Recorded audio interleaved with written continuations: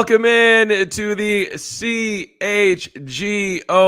Bears podcast, as it is the final day of minicamp. Summer vacation has started. We are all in a great mood, mainly because of this amazing thumbnail put together by our guy Lawrence. QB1 cooking. It was a phenomenal step forward day, I think, for the Bears offense, and something to put everybody in a good mood, as we're always in a good mood on the CHGO Bears podcast. Nicholas Moreano, Greg Braggs are with me. Nick, it's really good to see you. It's good to see you too, Mark. We got to see a nice ending, like you said, to Bears minicamp. Great thumbnails. Great to be back with you too. Recap what ended up happening in today's practice. Yeah, so it's a major issue on today's show as we get into it. I've been sending different text messages to the other guy who's on the show for the last 24 hours plus, and he hasn't responded to me. And I'm going to try to go through this show, Nick, not speaking to him. Yeah. That's my goal. We're not going to talk to each other. I don't. You're going to be our go-between, Nick, because I'm not speaking to him either. I don't even know what the beef is. I don't know who's talking right now. I don't even see him on my screen. But for whatever beef that this guy has, apparently it might be about the fact that he abandoned the show. Plenty of beef. Yeah, so chicken. So I mean, it could be it could get ugly today. I'm going to be honest. This show could get ugly, but let us celebrate. Let us celebrate the performance from Justin today, and we'll let the other person get in here with all his mini camp thoughts. But I just want to know from your perspective, since you were there, what impressed you the most? What stood out about QB1's day 3 of minicamp along with everybody else out there? I think there was a lot to be impressed about, Mark, especially with some of the throws that we saw from Justin Fields and how he was able to mix a bunch of different receivers not named DJ Moore into the mix of when completing passes. But I think my favorite play, and I think there's an argument for a 2-play race here, but my favorite one, just when you look at it in its entirety, was a touchdown to Dante Pettis. And it was actually when the media was asked to leave the practice, but Justin Fields breaks away, extends the play, moving right.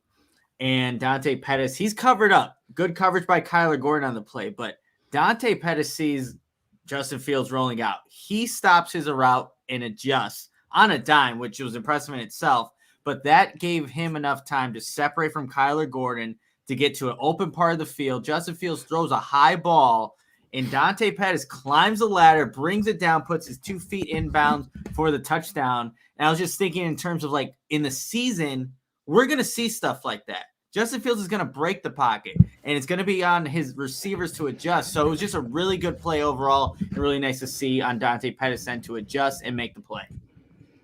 You know, it's interesting that you bring up Pettis, Nick. Great to see you again, by the way. When they signed Dante Pettis, and a lot of Bears fans kind of scratch their head, right? Like, well, wait a second, you signed EQ, right? Equiminius St. Brown. You traded for DJ Moore. You're going to probably draft a wide receiver, which they ended up doing with Tyler Scott. You've got Chase Claypool.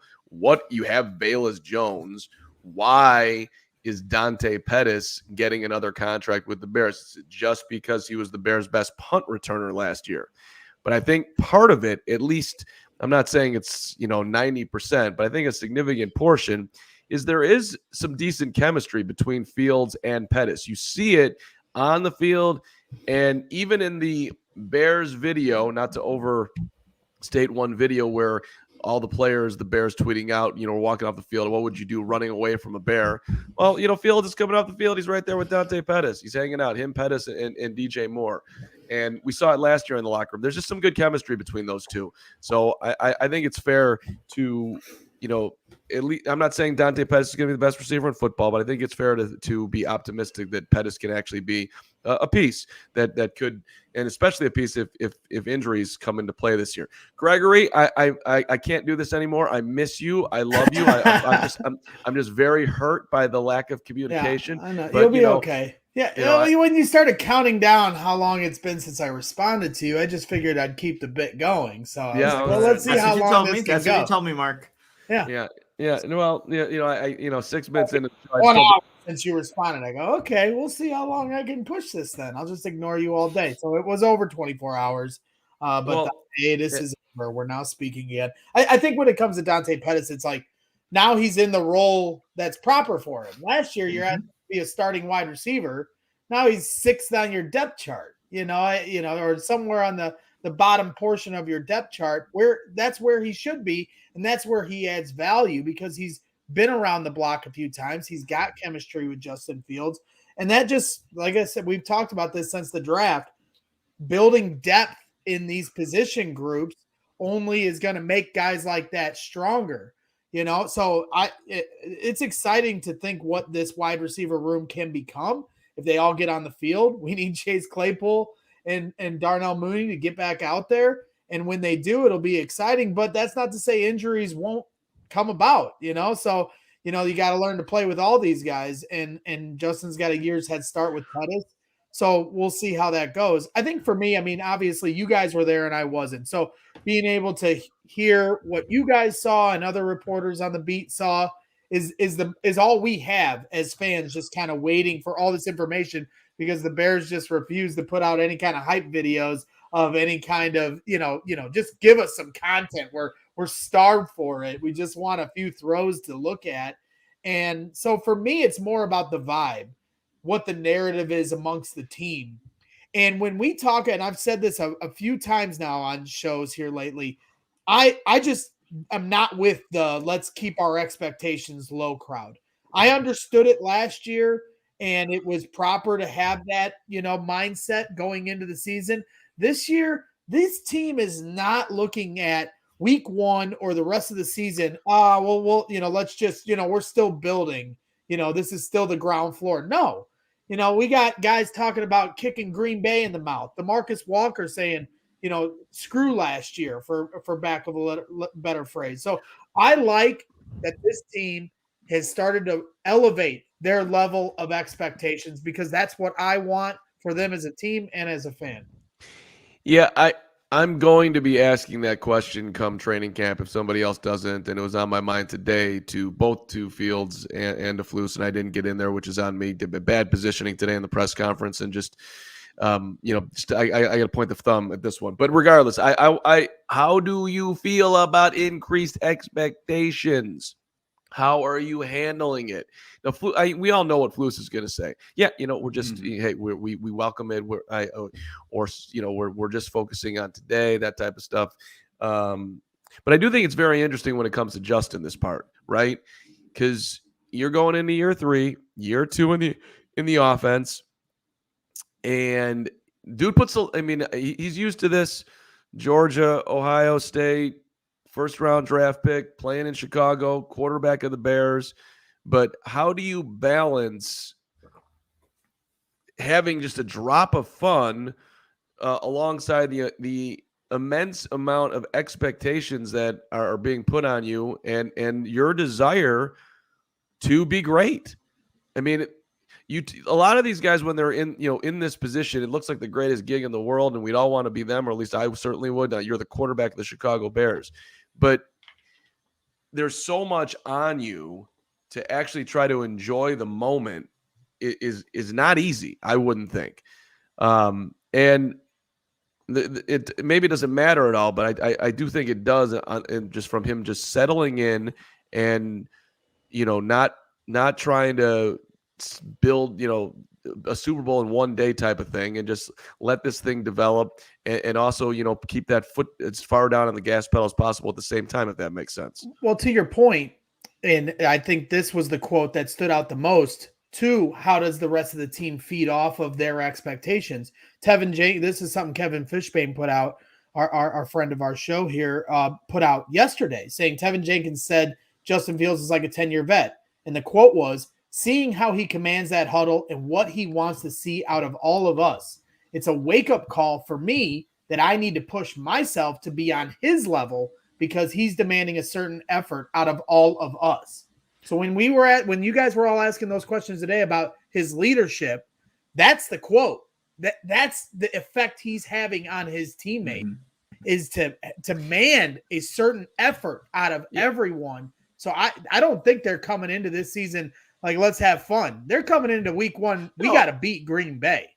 No, there's no doubt. Here, a couple super chats are coming in. I want to get to a little bit of audio. Let's who do we got, Lawrence? Who's playing early? Super chats always welcome at any point in the show, but I like to knock them out as they come in here. Zach Ferguson, $9.99. As a Bears fan, hate hearing you report the bad, but also as a fan, I appreciate it! Exclamation point. I think a lot of people forget you're fans too. You're not happy to report it, but glad he was cooking today. Excuse me. Look. Woo! All right, it's perfect time for that cough. Whatever happened yesterday with that. What happened yesterday? Stop. Whatever happened yesterday with Bears fans screaming at Adam Hogue, our mansion, our leader on Twitter. That you look. We know that you don't want to hear the negative. Everybody wants to hear, the chocolate and the flowers and the good stuff, but. You also, we believe in you as a Bears fan that you can handle it when things are not perfect, and you want to hear about it. I don't know how both of you feel about this particular topic. Yeah, no, I think for us, we're just doing our job. Like if Justin Fields throws an interception, he throws an interception. There's no way of skewing it. Can you make look? Are there reasons for the interception that may not be in Fields' fault? Maybe, but we don't know what it is. He still maybe threw a pick, but today was a good day for Justin Fields. We, put in a thread on Twitter to let you know that he was cooking. That's why the thumbnail is what it is today, because he was looking crisp, sharp in his decisions, his throws, his playmakers are catching the passes. So it looked good today. Yesterday was a mixed bag of good and bad, but I think, look, it's June. This should be what happened. Like, with a quarterback in a new system or with new playmakers in a system that going into year 2. So I think that maybe we just need to tone it down a little bit when it comes to these June practices. Look, there's going to be a lot more in July too. There's going to be bad days in July in training camp. So just putting that ahead of the right now, just to let everybody know that. And to Alex Flores' point, I handle the criticism and bad days, but the over-analyzing and overthinking, I can't. And that's a very delicate balance there. And I think, at least for myself personally, yesterday, I said 100 times, it's June 14th. Like, right. We get it. This is not, life and death right now. It's June 14th. However, on June 14th, this is what it was. Braggs, you live on Twitter, and I want to get to a couple cuts here, so you don't have to give us a 10-minute soliloquy on this. But like, I saw you put out a poll yesterday. What should we do with Hogue? Tomatoes, eggs, this and that. And you live in this space more than any of us live in this space. So I don't know how you like what you want CHGO Bears fans to know, if anything, about how we cover this team. I think everybody knows about it to this point, but like yesterday felt a little different. Hogue's reputation precedes itself. I mean, I have no problem with anyone criticizing Adam or any of us here on the beat or anybody else on the beat. They should always hold their feet to the fire. But me, if you're going to criticize, I'm going to criticize your critique as a fan. I've been on both sides of this. Yeah, I'm on this side now, but I've been a fan my whole life and still am. I sit on Bears Twitter all day, like you said. So I do take exception when people are like, oh, he's just looking for clicks and attention. Adam Hogue is not doing that. So I did take exception to that and wanted to push back on some fans because, at the end of the day, this team, Justin Fields is not at a point where he's like Drew Brees and he's going to have flawless practices. Maybe that day will come in his career. He's just not there yet. And it's unreasonable for anyone to have that expectation. And if they've got a report on the misses or, they don't complete a pass downfield and he takes the check down, so be it. Does that mean that anybody's making any kind of statement against his career or Justin Fields' potential? No. So, I think it's low-hanging fruit. So I won't go on a long soliloquy, but I just know from my standpoint, I've been covering the Bears like a fake reporter for 5 years, going out to training camp, putting out hype videos, and nobody ever has a problem with how I did it because I only put out the rosy, nice plays. I don't put out the incompletions. So, but nobody ever had an issue with that. Nobody ever held my feet to the fire like, hey, Braggs, how come you're only showing the bomb downfield and not the bad throw? Well, because I'm a fan and I want it to be all good. So if you're going to criticize a negative report, you got to question the ones that are out there that are going to put something overly positive. Training camp's coming up. Every one of you watching the show or on Twitter can go to training camp and pretend to be a reporter just like me, and let's see how balanced you can keep it. That's what I would say. Live your life like Greg Braggs, right, Nick? I mean, seriously, Yep. look at this guy. Don't respond to Carman for 24 hours. Just let him stew and then come in with all the goodness. All right. Can I hear from? Let me just play this one clip as we got some sound from practice today. So Fields was asked about his footwork as we kind of get into the minutia here, and I thought it was interesting because year one with Nagy, his footwork was one way, and then here comes the Flus and Getsy and company, and they wanted him to make a major adjustment, which is difficult when you're used to be playing one way, doing anything. For all us recreational athletes out there, hey, change your forehand. Hey, change your jump shot. Hey, change the way you swing. Change your footwork on how you throw. That is difficult. So he was asked about, where he was when he came in to where he is now with his footwork. And just listen closely and try to get a feel of whether you think that Fields is actually liking the way that he's being coached. Not to overanalyze it, but just give it a critical listen. Here he was on his footwork. I mean, yeah, it's different from my rookie year because it was a completely different footwork than now. So this footwork that we have now, the first year of me using it was last year. So, I mean, if you're comparing it from now to last year, I would say it's a big difference for sure. I'm sorry? You're being coached differently that year as far as footwork. Yeah, but different footwork. Yeah, what's up? Do you feel the effectiveness that this works better for you? Yeah, not necessarily for me. I mean, of course it does. I think last year, of course, was my first year doing it, so I was just trying to get the hang of it. And of course, I grow throughout the year. But this year, I've gotten a lot more comfortable with it, and it just times up for the routes better.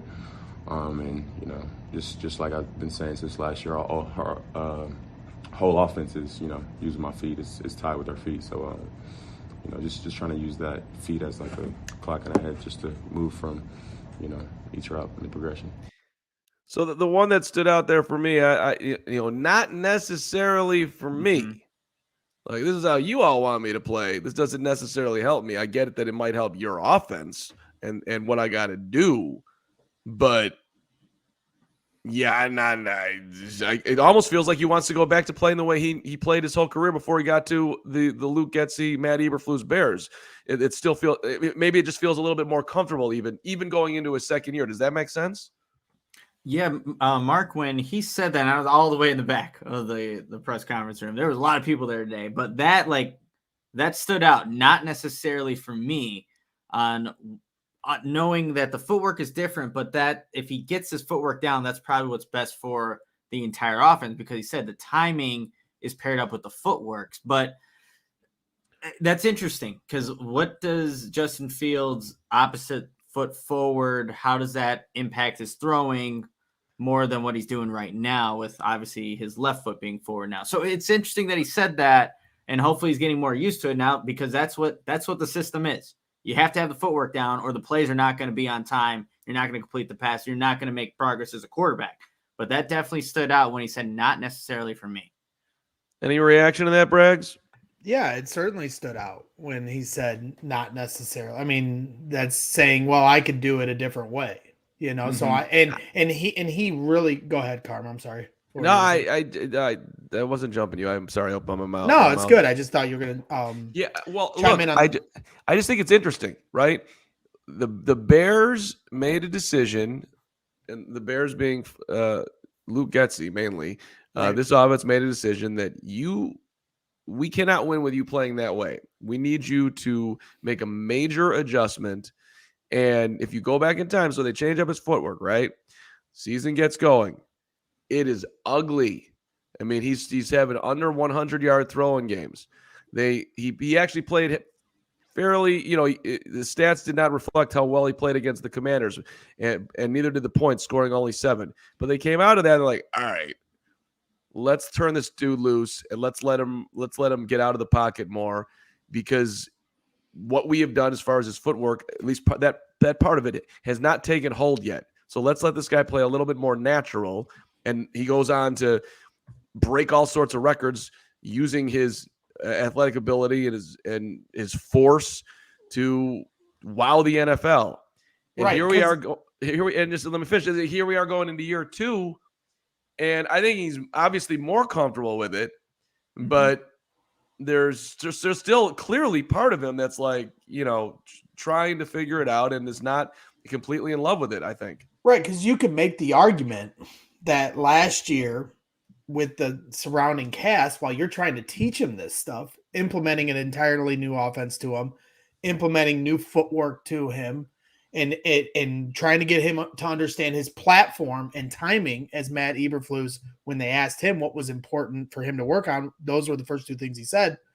You could argue last year set him back because he's trying to work on these things with offensive line, especially on the interior that he doesn't trust, with wide receivers that aren't getting separation, but he has to stay true to his rules that he's being taught.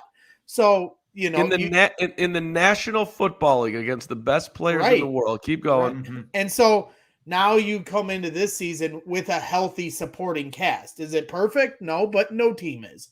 So you hope that he's got, the right mindset and the mental, fortuity to get through. I'm like looking for the word to battle through what he did last year, learn from those mistakes, whether they're his personal ones or the team around him, and now take that in and use that as a positive going into this season. I think he can, but the thing that when he talked about, hey, I'm just getting comfortable with this now, this is his opportunity now this year, this camp with these guys. Because you remember last year at this time, they didn't even know who their offensive line was. This year they do. That was something that was also talked about today. So that continuity is going to help him with his trust. So I look forward to Justin taking that next step. But it's going to be a work. Yesterday's title was work in progress. It's going to be a work in progress. Does that mean they're not going to be competitive? They absolutely can be. They're going to score points. But there's going to be times where they're just going to have to figure it out. Or as Carman's pointed out, they're going to have to run the ball. It's not all going to come in a day. He's not going to have these flawless practices like Drew Brees and Peyton Manning this year. But that doesn't mean he can't be one of the most dynamic players on offense that the Bears have ever seen. Nick. Mark. I'm getting nervous, but we'll get to some super chats here coming back. Nick, can you actually handle Sunnyside? Can you tell everybody about Sunnyside as I re-up my my bronchitis throat here while we make the best show that we possibly can make. Let me go ahead and find the Sunnyside. I believe in you, Nick, and I believe in Brad. I found the Sunnyside Cannabis Dispensary. This is a new one for us here at CHGO Bears and for CHGO. But Sunnyside is your home for judgment-free cannabis shopping, a place where all kinds of visitors are welcome to explore, discover, and purchase a wide array of high-quality products. Sunnyside has everything you need to elevate your summer. One-stop shop for all your cannabis needs, no matter where you are on your cannabis journey. Easy online ordering and in-store pickups. Great, transparent loyalty program. Sunnyside Rewards. There you go. You get some perks if you get some cannabis from Sunnyside. And Illinois' favorite dispensary from city to suburbs, Wrigleyville to River North, Champaign to South Belmont. Which Chicago athletes made you feel good this week? Well, I can tell you that Justin Fields on this final day of Bears minicamp. I mean, how he's throwing the ball, you feel that same way with Sunnyside products. The good news, you have gummies, rechargeable vape pens, and cart perfect for great moments with the crew. Cresco, reliable, excellent cannabis, consistent quality, experience, and availability. Flowers, vapes, concentrates, and pre-rolls. You name it, Sunnyside's got it. And here's the most important part when you're thinking about, hey, I'm going to go check out Sunnyside because I just listened to CHGO Bears podcast through August. Head to sunnyside.shop and use code CHGO25 at checkout for 25% off your total order. One use per customer. That's not only for new customers. Anyone can use our code, pick up everything you need to elevate your summer. You must be 21 or older, on an Illinois Med card holder. And again, it's 25% off, and you get that by using the code CHGO25. So I won't be doing it, but I'll be using my sunny side at different points. But when I'm working at training camp, I will, be fully sober. But I highly recommend get your sunny side. Come to training camp. Seriously, I mean, let's live the dream here. Also, Father's Day coming up here, right around the corner. So if you haven't gotten your dad anything yet, or that father figure in your life, don't worry. That's where Manscaped is coming right there for you. You and I and Braggs both know that good old dad, that older gentleman, yeah, they could use some serious grooming in his life. I mean, listen, my mom's scuffling with what dad's doing these days. So listen, help him out. Grab your dad the Performance Package 4.0. Your pops is going to thank you for helping him tame that, let's just say it, old beast. Yep.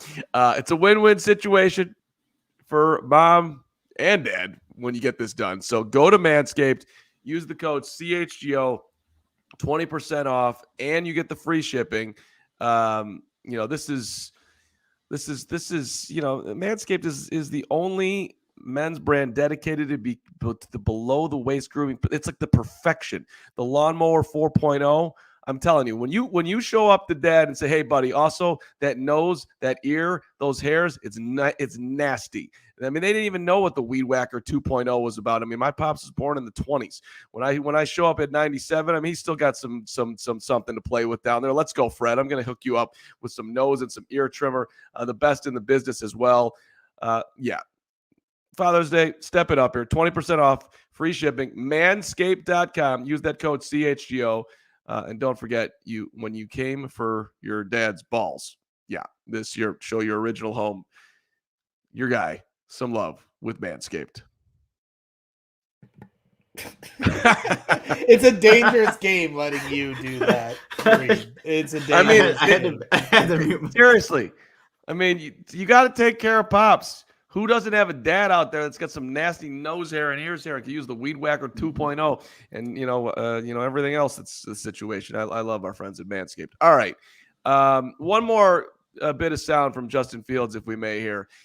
This was Fields, and the best thing that's happened, at least in my mind, and maybe you guys can weigh in this, and then we'll hit the sound. What?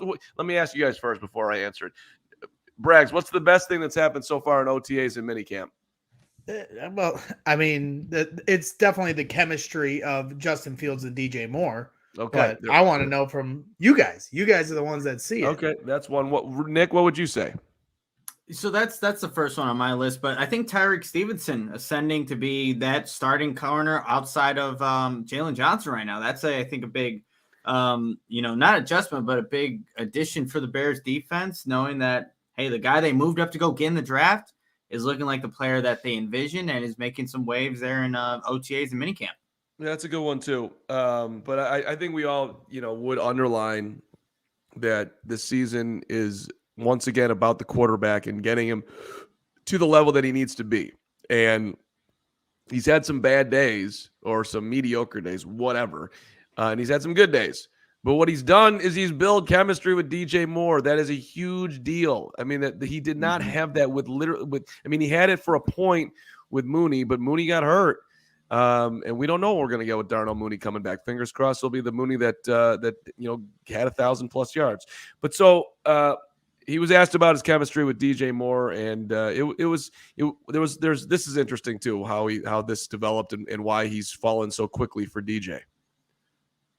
I mean, it did come quickly. I didn't really expect anything because it's different for each guy, but I feel like with DJ, it's, his body language is pretty easy to read. And really early on, we communicated on, how we want, each route trained and stuff like that. And of course, he has a lot of experience. He's been in the league for, a good period of time now. So, he's played a lot of football, so he knows, different coverages really well. That's one thing that I was kind of impressed about. Like, with the offense coming in and just, understanding, seeing coverages really well on short routes and stuff like that. So, he's been great, and, the chemistry has definitely picked up. So, I mean, there's a lot in there.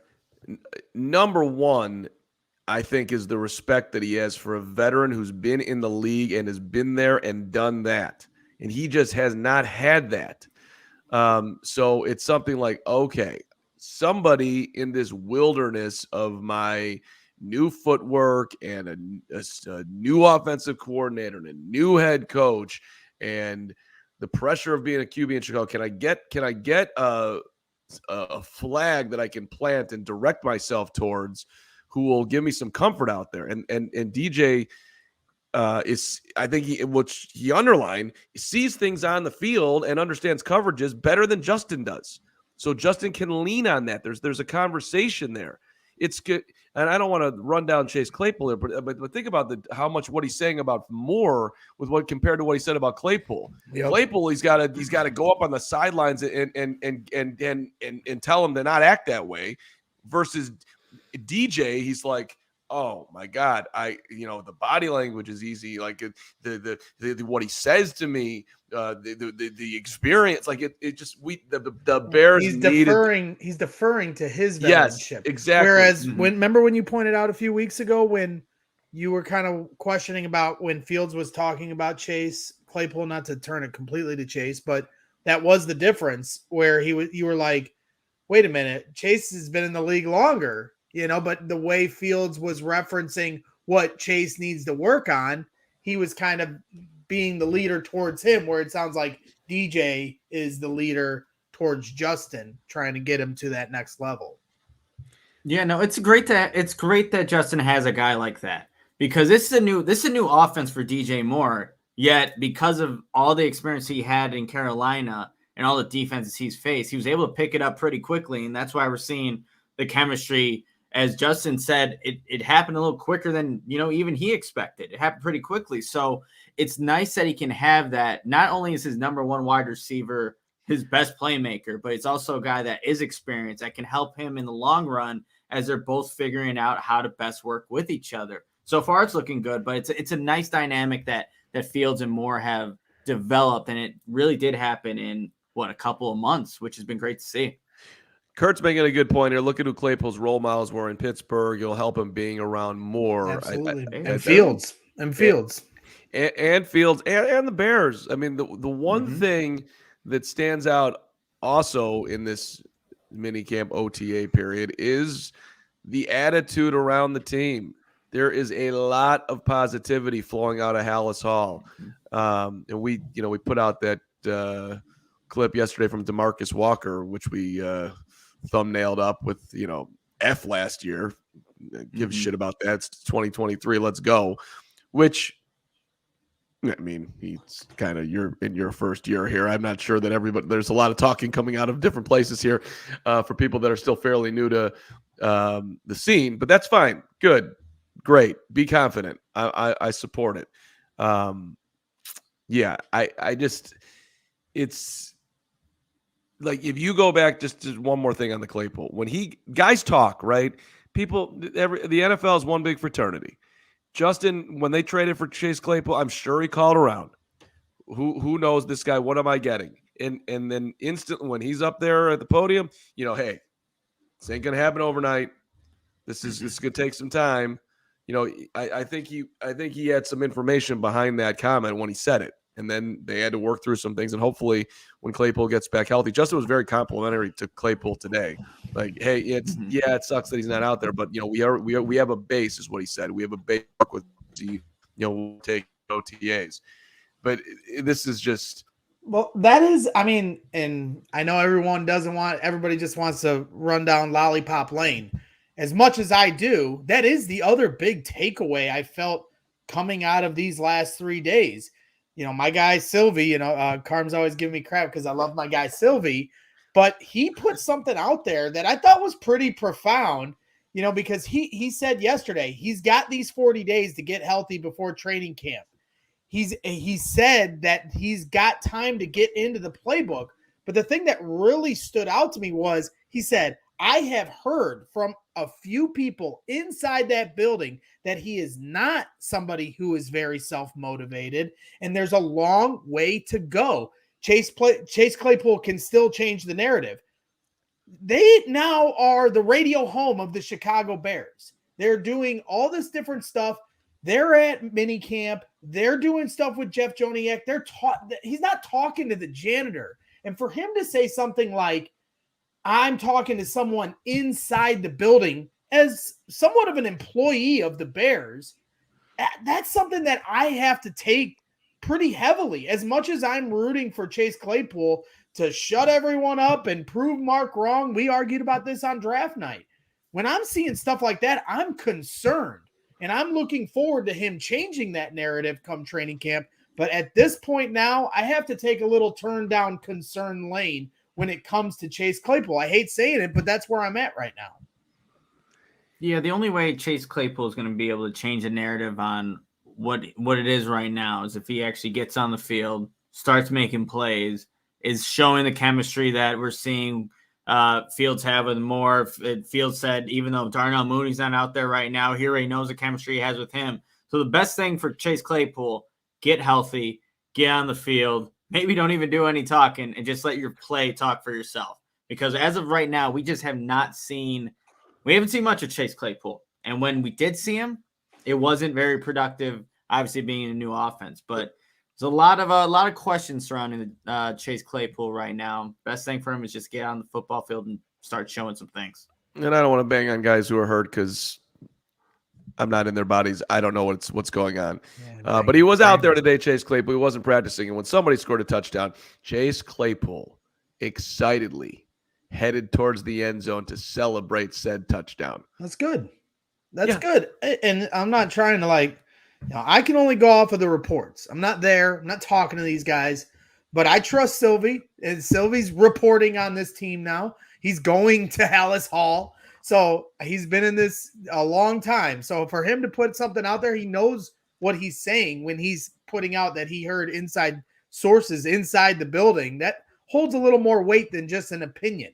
That's somebody else's opinion that he's saying. So, I hope that Chase Claypool can get out of it and show everyone that he's worth the second round pick they traded for him.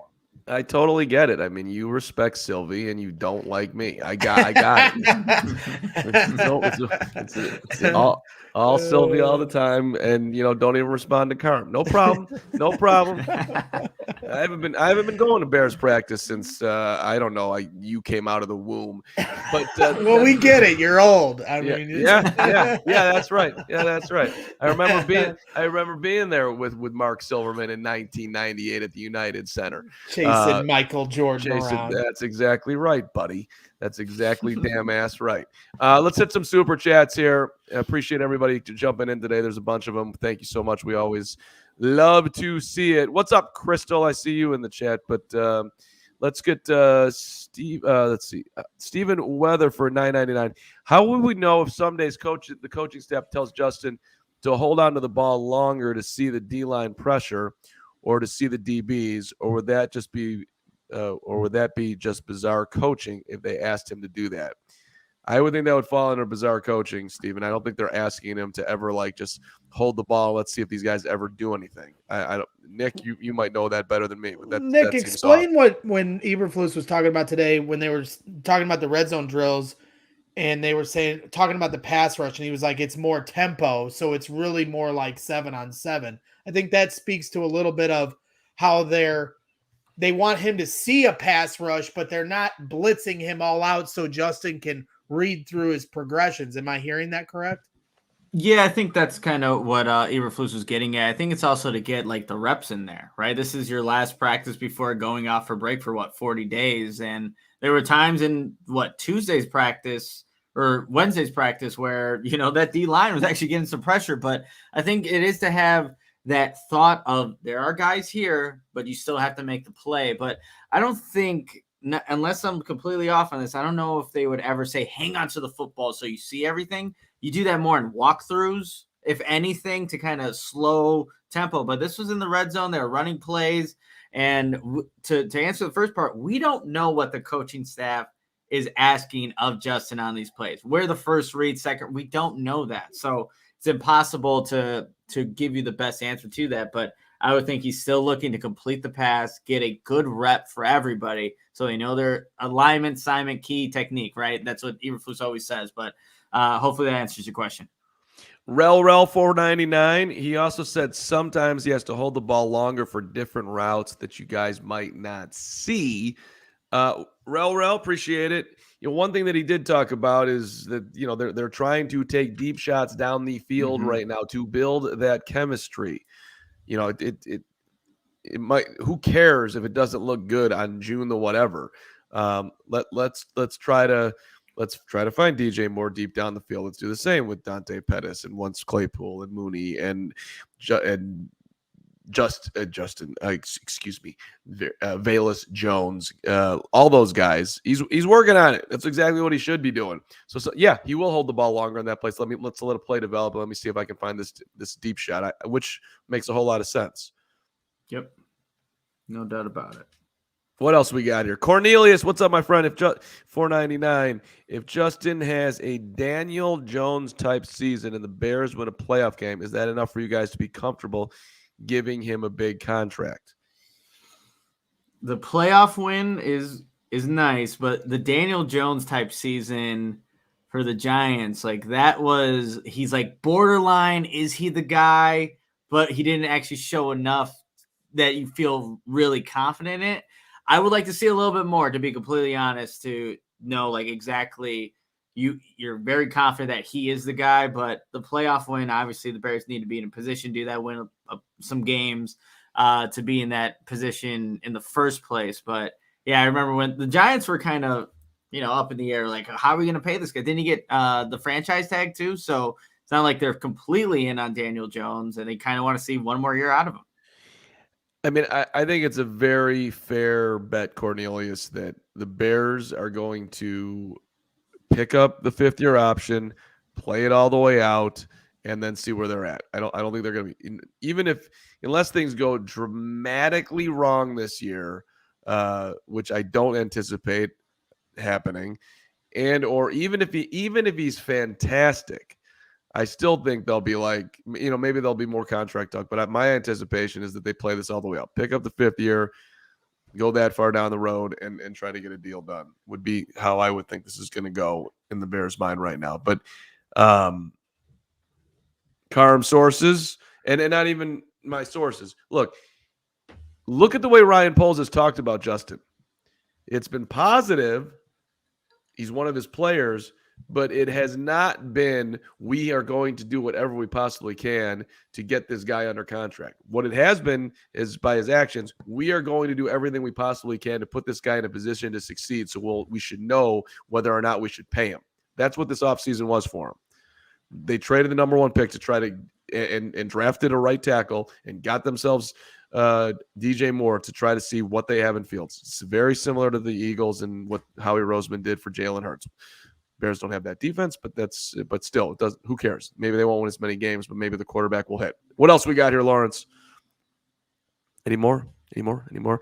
Vibing with the dogs for $1.99, just like a said source that said Komet hated Justin Fields. Do you guys know what he's talking about? I don't. Well, it's she, and her name's Elise, and she's in my spaces every night that we're in there. So I was busting her chops last night and told her I was going to put the cables on her today, which I already have. She knows I was talking to her on a few of those rants, along with some other people on Bears Twitter. I don't really know who said Komet hated JF.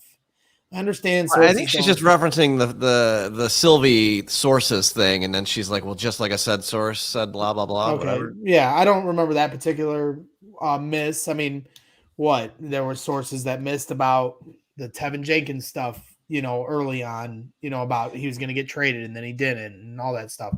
You're not always going to get it right when you're playing the source game, but I just, like I said, you can not believe Sylvie. But all I know is, like I said, they're the radio home of the Bears, and he's there, and he's putting something like that out. I just think if you don't want to listen to it, don't. But it definitely had my ears up. Are me, you, and Sylvie going to lunch? Yeah, I'd love to. Okay, that'd be very great. lovely. I mean, look- you already when you went with Cap to dinner when we were at the combine, you completely stood me up. Friends with Cap for 20 years. You're not involved in that relationship at all. So, To hey, be fair, he stood all of us up. He stood all of us up, but then me and Lawrence went to dinner. We Yeah. got in to the big dog. you guys had a better time. Listen, I don't doubt St. it. Elmo's. We did. Yeah. So Cole Kmet hates no one. Cole Kmet's the friendliest guy going. Cole Kmet, Cole Kmet brought Justin Fields into the yoga room last year. You don't bring people into yoga that you hate. Okay, Sorry. it was Hub Arkish that had put that report out right, there well, at some point. Okay, well, I remember it now, Gary. Thank you. I never want to question the hubby, but I would be highly skeptical on that report. So I don't know exactly what all went into it. I have to talk to Hub. Anybody else before we get into a little bit of Robert Tonyan coming back here? No, you guys are good with all the Okay. Fields supers, so we could go Tunyon now. Okay. Well, first, let me just tell you about FOCO because you know it, you love it. Get fitted out in the best sports gear around. Hoodies, shoes, signs, bobbleheads, everything in between. It is spring and baseball season and football season, damn it. Always football season. Aloha shirts, straw hats, polo bags, everything you need for a game. Check out FOCO.com or, of course, click the link in the description below. For all non-presale items, use that promo code CHGO for 10% off. After you check out FOCO, you got to check out Shady Rays, you guys. Take on the sun with gear built to last. Our friends at Shady Rays have you covered for the warm weather ahead with premium polarized shades at an affordable price. And Shady Rays is an independent sunglasses company that offers a world-class product that's just as good as any expensive pair we've worn here at CHGO. Durable frames and extremely clear optics for outdoor adventures. Have my Shady Rays in my car, easy access. Know I'm going to have my eyes secure, and I know I'm going to look good wearing my Shady Rays. And what's awesome is if you lose or break your pair, even on day one, it happens. They told us they'll send you a brand new pair, no questions asked. Wear your Shady Rays with confidence because they have your back long after your purchase. And exclusively for our listeners, Shady Rays is going to give out their best deal of the season. All you have to do, go to shadyrays.com and use the code CHGO for 50% off 2 or more polarized sunglasses. Try for yourself. The shades are rated 5 stars by over 250,000 people. All right. Highlight moment of practice today for you, Nicholas Moreano. Well, if I'm going to go other than the Dante Pettis catch, I mean, it's got to be the Robert Tonyan bringing the ball with one hand. You have, a bunch of people in the area, but the throw and the catch beat really good coverage. And it's really nice to see Robert Tonyan make that catch, is hauling in and score a touchdown for his offense. So, Braggsy, Nick and I are in the back corner of the end zone hanging out, just a solid CHGO moment.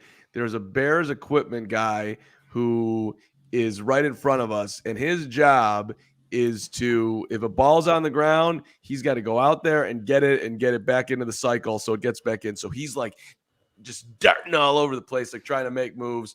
And so here comes this play in the back of the end zone. He's moving all around, and Fields guns this ball to Tonyan. An absolute laser.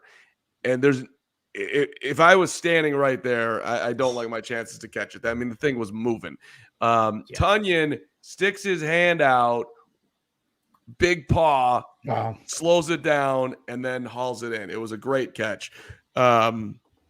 So that was sweet. And Robert Tonyan spoke yesterday, and I thought it was just a solid moment with the Tonyan on how he has gone about this Green Bay Packer coming over here. How have you gone about building chemistry? I asked him about this. How has he gone about building chemistry with Justin? How are you going about trying to build chemistry with Justin? I mean, just being honestly just a genuine person. I like talking to people. I like, getting to know people. If you just have a locker room where just people go in there, just sitting on your phone and you're just chilling, you'd be surprised at, how many people nowadays are just head down and on their phone. But, just team bonding activities, that's what OTAs really are here for. You're going to learn offense and you're going to, figure stuff out and you're going to compete. But what OTAs really are is to have that downtime and close time with those players that you don't get during the season because, season's long and grueling. Once you leave this building, you're not trying to do anything else other than go rest, recover, and, you have a schedule. So just kind of building those relationships, and that's what kind of Coach Flus's has been big on, is just trying to get people to know each other, trust each other, love each other, and then you'll go that extra mile for your brother. Not bad this man. And here comes a guy in from Green Bay who's been hanging out with Aaron Rodgers his whole career. And how does he go about it? Yeah, I'm just going to go up and I'm going to talk to this dude and I'm going to build something. And I don't want to read too much into one throw, but the Bears need options in the red zone. And those tight ends are going to be in play. And it was cool to see today. And I like the energy that Robert Tunyon's bringing to the building.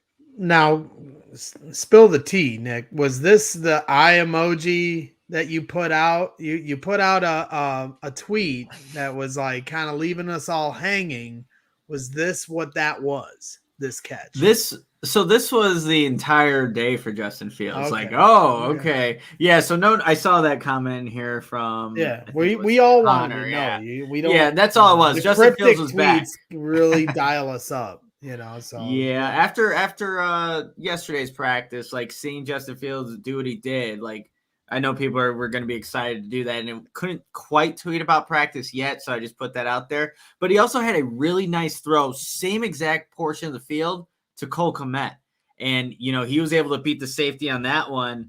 And I got to hear what it was. Eddie Jackson and Tyreek Stevenson on the play, and I got to hear what Eddie said to Stevenson. He said, "Thought you would be there, Rook." When Cole Kmet caught the play, they kind of talked about it afterwards. So it's nice to see that the communication. But hey, Justin Fields is utilizing everybody. DJ Moore wasn't as a part of the red zone drills, and Matt Eberflus was asked about it, not too concerned about anything, but using everybody that's out there. And it was nice to hear Eddie Jackson kind of go over to Tyreek Stevenson, like, "Hey man, thought you were going to be there."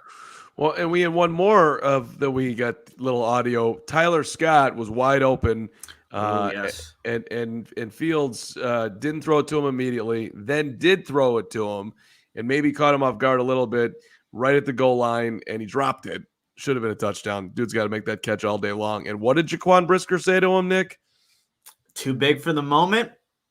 And we looked at each other like, "Whoa, Jaquan, okay." And again, that's that playful competition, but he's like, too big for the moment. And, Tyler Scott's walking off, probably a little disappointed that he didn't get into the end zone.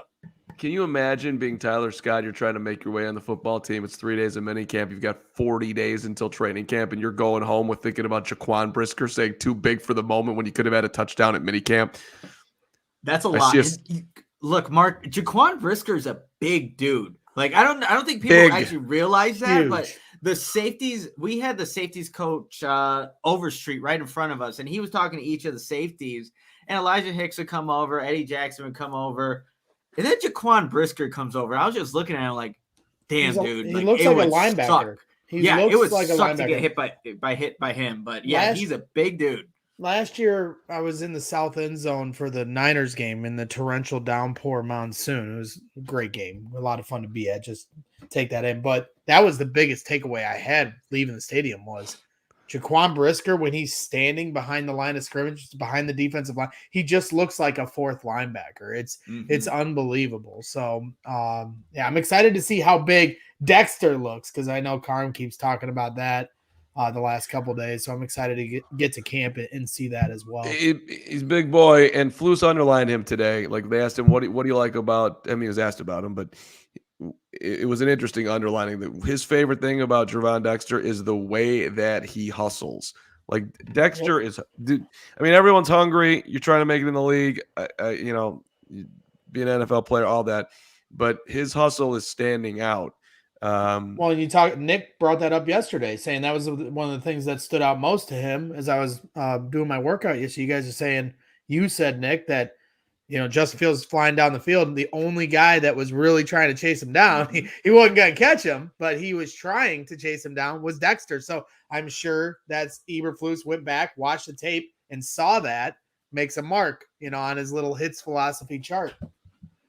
Yeah, no, it's good to see those young guys buying in too. Like, obviously they're big defensive linemen and they're running downfield, but that's what it's going to take. If those guys can buy in, we know DeMarcus Walker's all about the hustle intensity. Yep. Like every time he gets brought up. How many times did you hear that today, even in these press conferences, Justin Fields said it. More guys are more bought in. And I really felt like they did buy in last year. Now, granted, it was a team of, mercenaries almost, because you knew a lot of them weren't going to be a part of the future. Now you have a core team where they are looking towards this season and the future. And so the vibe is so much different than you got Justin Fields saying everyone's more bought in than last year. And you're talking about a 3-win team where I felt battled every week until the final 2 weeks of the season or so. So if there's more buy-in to a team that I felt I respected at least their effort week to week, even though the wins weren't there, I'm excited to see what more buy-in looks like from a team that feels like they have a chance to win now. So just a quick shout out to one guy that's been open, and me and Nick are very much rooting for the fountain to keep flowing. Darius Fountain, who was a 5th-round draft pick in the 2018 NFL draft by the Indianapolis Colts. What am I hearing? Oh, is this the fountain? Is this the fountain? We have no idea what we're hearing. No, I just thought I heard the fountain. It sounded like an airplane over your head. Yeah. Well, the fountain has had some time. Has played 8 games in the NFL and has 2 catches. So he's gonna it's gonna be a tough battle for him to make the team. But let me just tell you, Darius Fountain, who was with the Chiefs last year, this dude's open a lot, and he's big and he's tall and he's interesting. Let me put my glasses back on to get you the exact height for Darius Fountain. Look at this old man trying to read this. It's so sad. Such a terrible development. I can't. I freaking hate it. I really want to fight both of you right now, mainly you, Rex. But I'm just telling you, the fountain, man, Darius Fountain. I will have my eyes on him come training camp. I mean, the Bears, that wide receiver room is stacked, but he was frustrated today visibly that he was open a couple of times and just he didn't get the football. Dude's getting some separation out there. I like it. That because when you guys, somebody asked, Eberflus, who are guys that made an impression that might have a chance at camp. There's nothing I love more than falling in love with guys that have little to no chance to make the roster, especially with the wide receiver group. Last year, it was a guy from my area. I can't remember his name anymore, but he was from Gary. And he stood out because Justin Fields was throwing to him maybe it was 2 years ago. But regardless, I always find a way to fall in love with some wide receiver that has no chance to make the team. So, let me correct myself. The last time Fountain played in the NFL was 2021 with the Chiefs, not last year. 2 games, 5 games with the Colts in 20, which might and a game with the Colts in 18. So he's been lurking and hanging and just not getting that opportunity, but still somehow, just battling his way. I'm going to try to get some time with him come training camp. I love dudes like that who just are chasing that dream to the end of the earth, baby. Let's freaking go.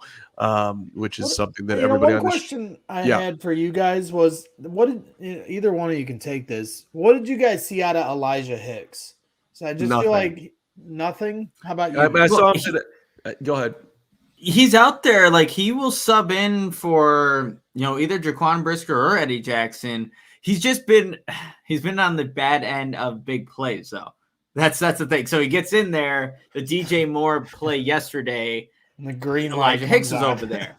The Cole Kmet, or I think it was the Robert Tonyan touchdown.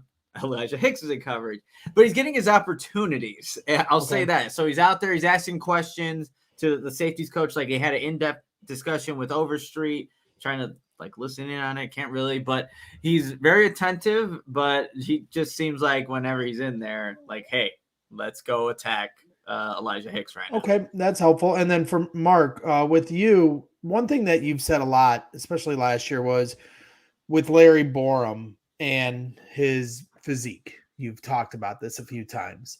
And at the end of the press conference today, Matt Eberflus kind of called Larry Borum out. He was asked about his opportunity to win the job as the swing tackle. They said that's something, a point of emphasis, that they're looking for someone to win that job. And he said, when he was talking about guys having their plan over the next 40 days talking to the workout guy, the nutritionist, and everything, he talked about Larry Borum, this being a big summer for him, was the exact wording he said, and that he needs to get leaner so guys aren't getting past him. I thought that's just something that stood out to me. It's easy for us to look at all the starters, but I'm looking around at some of these depth pieces because injuries are going to happen eventually, and we need some of these guys like Larry Borum to step up and take a job, or he's going to be gone. Well, we know that Larry has been bummed by the way this has gone for him in Chicago. He had that he had that tweet that he put out there and then instantly deleted once they drafted Darnell Wright. I don't, to be honest, Bregs, I don't have a lot of Borum eyes on him so far, at least in minicamp. I haven't really paid a ton of attention to him. I know that Nick and I were there today when we noticed that he was at left tackle for a snap, and then Braxton Jones was back out there. But I honestly, like, yes, he's never been the most like physically imposing guy, but I've never had a huge like Larry Borum stinks take. Like I've just sort of, if we're I know you're a big physique guy. I am. You are a big physique guy. I am. I like to see dudes that are absolutely, ripped. Like a lot of the Bears. Well, and it stood out to me because Eberflus, if you run it back, he specifically calls that out and then says this is a big summer for him. So he's kind of laying it on him. I mean, Corey Wooten's told the story how many times that Rod Marinelli said to him, hey, you got to step up this year, this camp, if you want to make this team. And I felt like that's basically what Matt Eberflus was saying there. I think it's, and shout out to Chris Emma, who did a nice piece on this. I think Lucas Patrick is just an interesting name to pay attention to right now. He's not getting, no one's talking about him really, but he's been very motivated. He's trying to make Cody Whitehair the best Whitehair that he can possibly be. I wouldn't completely write off his career with the Bears. I think you're going to see him on the field some this year. High energy too, Mark. High energy. When those touchdowns were scored by the tight ends, like Lucas Patrick, he's all up in TJ Edwards, like just space, like, hey, look, we scored a touchdown. We scored a touchdown. So Lucas Patrick, I think, is a good teammate, and he was swapping in with the ones at the center position with Cody Whitehair. Well, that's my question. Mark. Is the door open for a center competition there? No, I don't think so. I don't think so. Okay. I think they're set on that offensive line, but as far as like swing tackle, I would just say swing players like. Lucas Patrick, we're going to see him on the field this year, and hopefully he can stay healthy. I'm rooting for that swing interior guy, and now they got to find their swing guy on the outside. Yeah. All right, good stuff today. A lot of fun as per always. Do we have any more supers that we need to? I think there's one. A couple more. Yeah, we do. Yeah. Let's get everybody in here, baby. Appreciate everyone. Brennan Backus, $5. Y'all concerned about how our O-line won't face a legitimate pass rush all off season because our D-line is weak. AF. As F. Well, they do have a joint practice or two they're going to have against the Colts. So let's hope they bring in over the next 40 days some help on the defensive line. I definitely can see that being the case. But if not, we're going to find out. They're going to practice against each other for a couple weeks. Then they're going to go to Indianapolis for 2 practices and a preseason game where you're going to really get to see how they stack up against somebody else. Also, I'm expecting the Bears to add at least one edge rusher. The way that Flus was talking about that yesterday, I don't know. Maybe we will. There was some optimism there. In Yannick Ngakoue or whoever it's going to be, I still think that's very much on the table.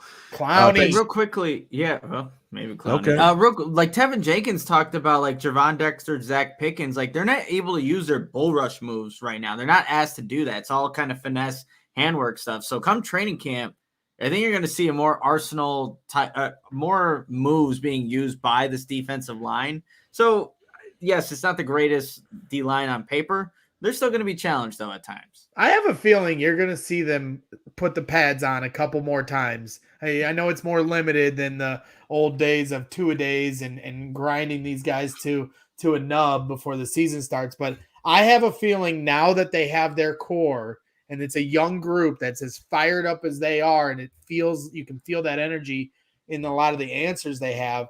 I think Matt Eberflus is going to fire up a few more sessions where they're full tackle, and I'm excited for it. All right. What else we got here? I see people are Adam Westby, $2. I think Mark Carman is fun. Adam, let's play golf. Not golf, actually. Let's play some tennis. Let's come on and play on the softball team, Adam. Let's have a cocky. Let's go. Appreciate that, Adam. $4.99 from Stephen Weatherford. Wise words from Carm. Quote, having cockies and hitting grannies. Got to make it a shirt just for the charm himself. It's banging grannies. Just to keep the verb. I mean, you said it. I did say it, and you'll never live it down. It's Oh really boy, not. Chubbs, here we go. Chubb's willing to spend $2 on Braggs, which is just so adorable that Purdue sucks, and they do. Boil her down. All right, Nick and Will are back tomorrow. Braggs will be doing whatever Braggs does. I'm going to the Cubs game with my mom and my daughter tomorrow. Tomorrow. So you're gonna meet us up, Carm? Yes, you are. Probably not. No, I think I'm going to be in a location undetermined. But if I'm close to Wrigley, I'll run by. You're always in a location undetermined. Yeah. Real quickly, we have one more right here. Josh is asking about the birds. Did the bird eggs survive the final practice? They're still going. They're going strong. Mama bird, the eggs are still there. If you're watching the YouTube stream right now, I tweet about this. This is great news from final day of Bears minicamp. Justin Fields is cooking. The bird, the mother bird, her eggs are alive. All W's today on Thursday at Halas Hall. So, hopefully we'll see more birds when we go back to training camp. I actually didn't notice the bird today. The bird, I think, was just calm and living its dream from my standpoint. So that's good news. That's huge. All right. I had fun. I don't know if you guys did. And a good day without Hater Hogue. No, I missed him. Enjoying his anniversary. Happy anniversary. In an undisclosed location. Yeah. Well, I mean, I think to wrap up the show, let's just all do it together because it was a great day for Justin Fields. Let's all settle in and let's be there. 3, 2, 1. QB1, hallelujah.